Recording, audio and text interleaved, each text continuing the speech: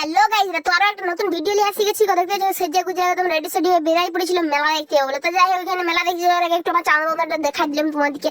দিয়ে রাস্তাটা একটু দেখাই দিলাম যে আমাদের এখানে উন্নয়নের রাস্তা দেখতে যে কত সুন্দর ঢেকার ঢেকার ঢেকার ঢেকার করে যাচ্ছে। যাই হোক, এখানে উন্নয়নের রাস্তাটা অনেক ঢেকার ঢেকার ছিল, একটু বাগাই দিচ্ছে, দিয়ে একটু চওড়া করে দিয়েছে বাগায়।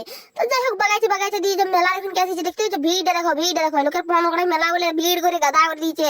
মানে এখানে দোকান হচ্ছে যে পাঁচটা, কিন্তু ভিড় হয়েছে এক গোষ্ঠী। তো যাই হোক, এখানে মেলায় গিয়ে আমাদের বেহেলি না শেষ হয় নাই। যেখানকে যাবো সেখানকে আমাদেরকে গিয়ে লেলা করতে হবে। তো যাই হোক, এখানে এত দাঁত কেলা ছিল না যে আমাদের উচিত হয় না এত দাঁত ফাটাটা। মেলার মাঝে দাঁড়িয়ে দাঁড়িয়ে হা হা করে দিয়েছিলাম গো। লোকে আমাদেরকে দেখেই মেলা দেখা বন্ধ করে দেবে ভাবছিল।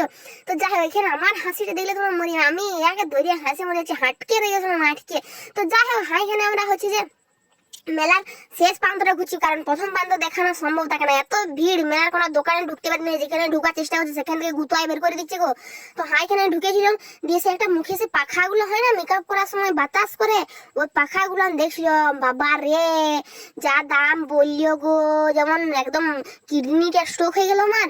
তো যাই হোক, আমি এখানে মেলার এখানে গিয়ে দেখছি আমার ক্যামেরাটা মোটামুটি ভালোই আসছে, লাইট ক্যাপাসিটিতে ভালো আসছে। ওই জন্য ইংরেজি যে বলতে পারে নাই তার বলাটাকে মুছিয়ে দিল, যেমন আমি বলতে পারলি মানে আমি বলতে চলে গেছিলাম লাচি লাচি। তো যাই হোক, আমরা ভেলপুরির দোকানে কিছু ভেলপুরি খাই নিলাম।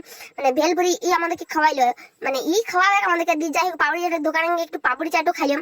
তো ওকে বলি ভিডিও লে, ও বাবা ও পাপড়ি চাটের দোকানে গিয়ে বাং ভিডিও লিখছে, লোকের ভিডিও লিখছে। আর হাইখান না দেখো আমার মুখটা ঢুকাই দিচ্ছে, যেমন আমি একদম কেমন করে ঢুকাইছে। তো যাই হোক, আমরা ওখানে মেলা থেকে খাওয়া দাওয়া করার পরে পালাই এলাম, কারণ মেঘটা একটু ধরা ধরা লাগছিল আর কখন কি হবে বোঝা যাচ্ছে না। তো যাই হোক, ওইখান থেকে আসার পরে আমাদের একটু আমাবস্যা ছিল সেদিন, যদিও একটু কালী মন্দির দিকে গেলাম। তো মা কালীর পূজা ছিল, পূজা দেখলাম।